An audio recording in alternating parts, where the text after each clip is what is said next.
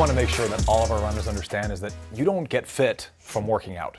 You get fit from recovering from working out, right? The purpose of your workouts is to create the opportunity to recover, because physiologically, after a workout, after a run, you're in worse shape. It's measurable. So what we want to make sure that all of our athletes understand and remember is that you have this very hard capacity, right?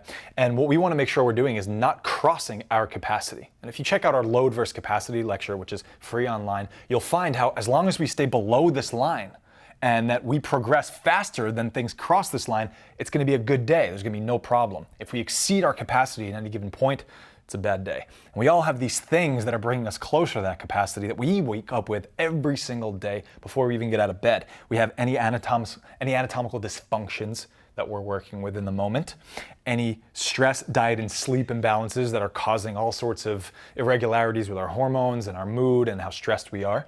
And we have what we call our functional diagnosis. And this is basically how well do you move? How well do your joints move? What positions can you get into? And how well do you own them?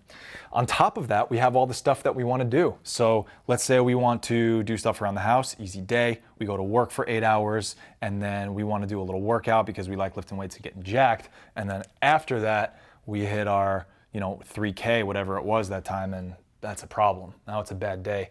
And you're going to end up going to the doctor, and if the doctor doesn't know any better, they're probably going to tell you, yeah, it's a pretty simple fix.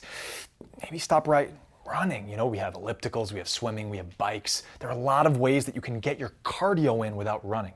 And your issue is, well, I understand that you're trying to do me no harm and make sure that I don't get hurt, but you're not at all empathizing with why I want or need to run. It's important to me. I love it, and it feels good. And I understand it as a fundamentally good way to stay healthy if I'm doing it right. So what we like to do at Active Life is flip this script and understand, well, how can we rebalance things so that we don't have to do that? And the first step is getting all this stuff in order, which we're happy to help you with. But after that, it's understanding, well, if we have a workout on Monday, and we understand that if we started with our capacity here and our workout on Monday brought us down to this, right? We're physiologically in a worse state. We're stressed. We're physiologically worse off.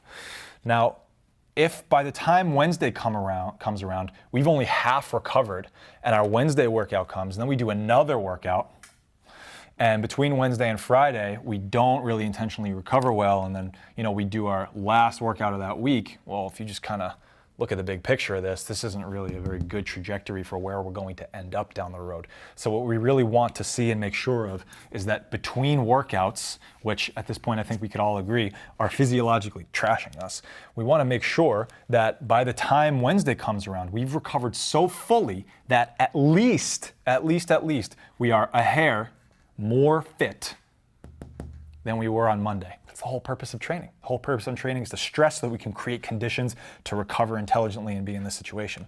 Now, if Wednesday comes around and we have super compensated, as Saley's general theory of stress will state, then we're going to work out again. And if we recover really intelligently, sorry, the workout's red, isn't it? Yeah, workout's this. And then if we cover really, really well, to the point that we've again super compensated, well, now we can see that this thing's really starting to move in the direct direction. And what's the purpose of training if not going up, right? So what we really like to do is give our athletes and frankly ourselves these performance care segments. Performance care segments are these 20 to 25 minute gems where it's very, very intentional recovery. It's not a 5K recovery run because you ran a 20 miler yesterday. It's what are some movements that can give my joints the nourishment that I need to make sure that I can come back from the workouts, not be trashed, flush my body, take my joints through ranges of motion where there can be this reset, where I can clear all this metabolic gunk that's accumulated and I can get back on track to continuing to move forward in the right direction. So it's just a reminder that not every single day needs to be, let's take it to 100. Every single day should be very intentional about where am I in the context of this week, this month, this year, this decade, so that you can move how you want to, feel great doing it for as long as you'd like.